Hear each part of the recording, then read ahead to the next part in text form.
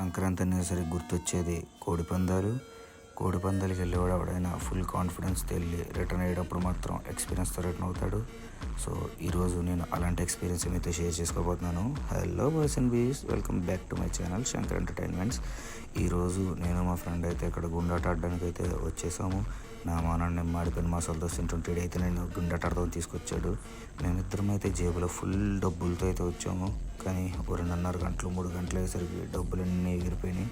ఏం చేయాలి తెలియక ముఖం మీద చిరునవ్వుతో వెళ్ళిపోదాం అన్న టైంకి మనకి కోడి పందాలు అయితే స్టార్ట్ చేశారు. డబ్బులు పోతే పోయే, కనీసం కోడి పందాలన్నా చూద్దాం అని చెప్పి నేను మా ఫ్రెండ్ అయితే ఇక్కడ కోడి పందాలు అయితే చూసాము. సో ఇంకా టైం చూసేసరికి చాలా లేట్ అయిపోయింది. సో నేనైతే ఇంకా ఏం చేయాలి తెలియక ఆకలేసి ఐస్ క్రీమ్ అయితే తినేసాను. అప్పటికే మా ఇంట్లో ఫోన్ చేసి నాకు రాడ్ వేస్తారు. సో నేను ఇంటికి స్టార్ట్ అయిపోయాను. ఎంత హ్యాపీగా వచ్చానో తిరిగి ఇంటికి అంతే బాధ అయితే వెళ్ళాను. ఆ బాధ మీకు ఉండకూడదంటే please like and subscribe my channel. Thanks for watching.